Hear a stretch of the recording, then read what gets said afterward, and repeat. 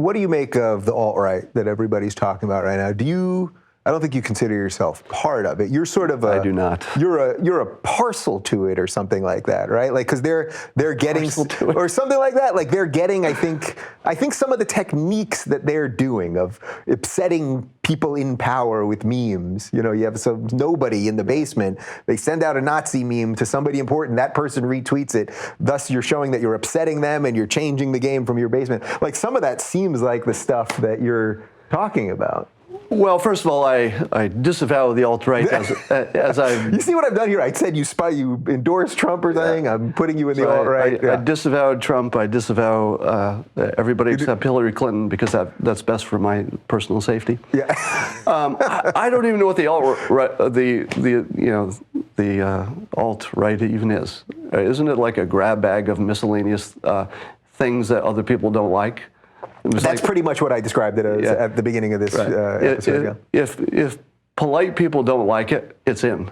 Right. So I'm not sure how one, can love that movement, but it certainly is having an impact. Yeah, but it's using the techniques you're talking about, right? Like, they're doing a lot of the lead stuff. They're upsetting people in power. Everybody's using the techniques. Some are using them better than others. And yes, I would say that I've observed them intentionally trying to use the tools of persuasion, but both sides are doing that now. Yeah, I'm curious because you've become so big on Twitter and you have your base on Twitter that absolutely loves you. Do you ever find that they're leading you? Do you ever find that you're about to tweet something and go, this could upset them, or they'll get confused, or as someone that's a writer and that's able to get a thought out in a 6-panel cartoon, that Twitter has some drawbacks when you're trying to really formulate a thought. All communication has drawbacks, and I'm definitely informed by who's reading my tweets to keep them in a zone that makes sense for the followers. But beyond that, I'm a big proponent of free speech, so I'm not gonna mute myself totally. Yeah. I have what I lovingly recall "fuck you" money now, so I don't have a boss. I don't need to make other people happy. If I have something that needs to be said, I can do that. Yeah. You don't have to tell me the number, but when did you realize you had "fuck you" money? 10 years ago, probably. All right, so let's do a little bit on Hillary because we kind of danced around her a bit.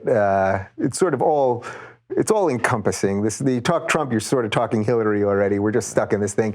What do you make of her? Do you think it seems just uninspiring to me, and I consider her as much of a liar as I consider Trump, and we're just screwed. How's that for a lead for a question? I'll tell you, at this point in the race, if you're going to vote for the one who's not the liar, good luck. Good luck.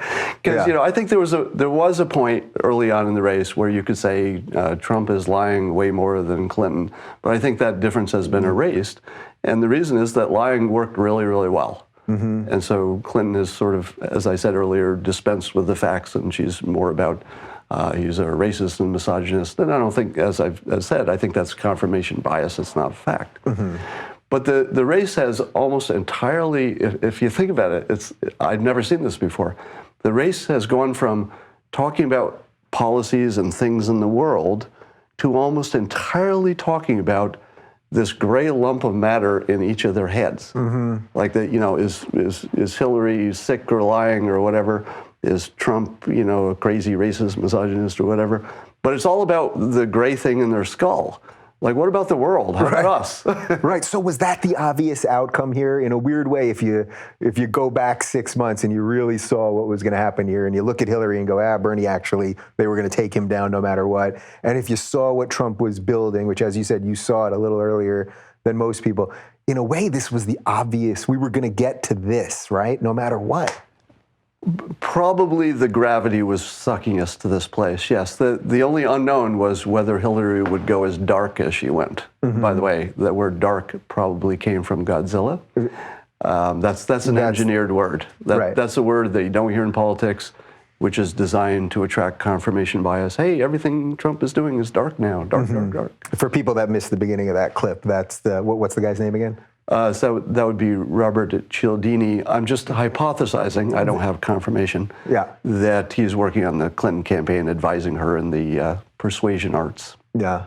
Okay, so let's put Trump and Clinton aside for a second, and I want to finish up with free speech because that's sort of been the thrust of everything that I do here, and I know it's something that's obviously very important to you. What do you make of the state of free speech in America in 2016 as a creator, as someone that puts thoughts out there? And you do poke fun at a lot of our societal, nonsensical ways that we self-censor. Yeah, it's interesting. In many ways, the world is going in the same direction in the sense that there's more of everything. I mean, I think in the old days, more of something meant less of something else. But now there are more places that you could speak with complete freedom, online. Mm-hmm. But then there are fewer places that you could do the same thing in corporate America or in other places. So in some ways, there's more freedom than ever. But in a whole lot of places, and in troubling ways, there's less than ever.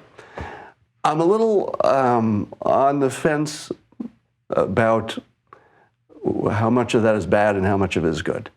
Because I do think that words matter. And I think that there are places where, civil conversation is more important than saying your mind, right? Freedom of speech is overrated in some contexts, but you certainly have to have it to have an effective government and an effective country. Right. So to that end, do you think, I'm bringing it back to Trump, unfortunately here, but I have to for the purposes of that. Do you think that once in office, if he became president, do you think he'd be able to have those conversations in that sort of space where he's not doing all these tricks, but doing, I suspect your answer is yes. Well, I think if you imagine a President Trump, I could see two things happening. One is that everybody moderates once they get the job. I remember back in my corporate days, one of my coworkers would get promoted to an important level of responsibility, and their personality would just change overnight. Right. They'd start getting serious, and they would stop joking around. Certainly, Trump would be doing some of that, right? So there would be some moderation just because the job. Just imagine yourself. No matter what you're thinking before you walk into the Oval Office. Right. You walk into the Oval Office, you're in the White House, all right? There's no way that doesn't change your behavior. Right, it's real now. Right? It's real. I mean, that's the biggest influence you could have. In fact, Cialdini even writes about this, the influence of your physical environment in his new book, which I'll plug for him, Persuasion, Pre-Suasion, will be the biggest book about persuasion the world's ever seen. It'll be massive. I got an early copy, so I saw it. Yes, so Trump will moderate just because of the physical, power of the office. Mm-hmm. But also, he's also created in everybody's mind an expectation that he does things that other people don't. So if you're, let's say, the heads of China or Russia, and Trump says a crazy thing that people don't normally say, they're not going to say, "Oh my God, here comes the nukes." They're going to say, "That's what he does." That's what he. Right? Yeah. So we have to stop thinking that China is a bunch of idiots. They're going to misconstrue what's happening over here. It could not be more clear that Trump says things other people don't say. So if he does more of it, people are going to say, well, there's more of it. Right. So basically, they would just have to learn how to readjust. Already have. I think that process is done. Yeah. You just have to see enough of him to say, okay, he's talking like, I'm going to say a New Yorker,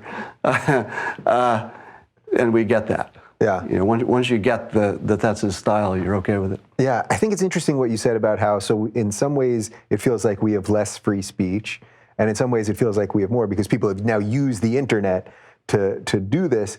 There's I'm a little caught between feeling that the internet side of it is good and bad because so many people are doing it anonymously that I feel like they're exercising their right to free speech. But then it also comes with you say all kinds of things that you would never say in person. I have no problem with what they say. As I say all the time on the show, I don't like the Nazi memes and showing all these, actual racist things about black people or whatever. I wouldn't stop them from doing it. But still you would say that's a net good because at least there's the outlet. Yeah, I would say that anonymity is essential in a free society. You got to be able to say some things anonymously. Mm-hmm. But I would also say that the cure for all the bad stuff is sunlight. And the more the anonymous people say horrible things, the more the sunlight starts to, erode it. So I think you have to let it out before you can kill it. Yeah. Right? So to that point, would you, if someone was tweeting you all day and sending you awful Nazi memes or any of this You stuff? mean my entire day? Every day? Yeah. Right. So my policy is I just ignore them. Occasionally I mute them, and on a very rare occasion, if they just won't stop, then I'll block them. But I never amplify them because I feel like, well, if I don't really pretend that they're here, then unless they, you know what I mean? Like they're not outside with pitchforks. They're just doing it from the comfort of their own computer. Right. Do you basically think that that's a good policy in this way? Because otherwise I feel like we're just making their ideas bigger. If I get outraged that they sent me something upsetting and then I outrage somebody else by retweeting it, and then it becomes this never-ending thing. I feel like I'm judging everyone individually because every once in a while they'll say something that links to some data. Yeah. And I'll look at that and say, that's data. I mean, maybe I don't like where their implication or where it heads or any of that, but data is data. So those I tend to let stay. But if somebody just comes on and yells some racial, stuff, then I usually just block them right away. Yeah.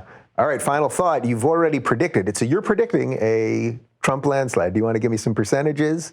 Do you want to put yourself out there to that? I said some from last year, 98% Trump landslide, and hasn't changed. What has changed is that he's had terrible weeks. And if that week was the only thing that happened until the end, of course he would lose, but that never stays the same. Their weeks are going to be up and down. I think there are some big shocks to come. I think that all the Trump shocks are baked in. Well, there's almost nothing you could hear about him, unless it was totally out of left field that would make any difference, right? But there's a whole bunch of stuff you could hear about Clinton, especially since she has government experience, right? That makes her more vulnerable to a shock, because if you did it in the context of government, it seems worse. So that alone, I think, almost guarantees a Trump victory. Really? So basically that WikiLeaks could just drop something, because we know they're holding something. Doesn't even have to be WikiLeaks. Could be anything. Could be anything. Well, I've thoroughly enjoyed talking to you, and I'm glad we were able to talk about some of this stuff without sort of the craziness attached to it, because doesn't it feel like it's just crazy all the time, right? Crazy in the most entertaining ways. Yeah. I have never had a more fun year of my life. I got to say, I wake up every day happy because the news is going to entertain me, and people are engaged. Yeah, the engagement. Look what people learned about their government this year, about how the primaries work. That they are rigged a little bit. I mean, just the level of human engagement is off the chart. And I would go so far as to say that a President Trump would probably encourage more direct public participation, because it just feels like he needs it. Right. Clinton would because he just loves it. He loves that. Well, I think Clinton would do her thing, and her lobbyists would write legislation, and it'd be like always. But if you saw President Trump, you'd think almost anything was possible. So you'd say, I got an idea. And people are already sending me all these ideas for building the border wall with a light rail train on the top, and businesses and casinos, and making it a economic zone. Oh, good God! And we're hearing all this big thinking on one side, and I feel like something's being unleashed in a good way, like a creative thing. And we hope it's not not some kind of race war. You hope it's not World War III. Yeah. All right. Well, for more on Scott and the Dilbert cartoon and his thoughts and blog and all that, you can check out blog.dilbert.com. Thanks for watching, and we will do it again next week.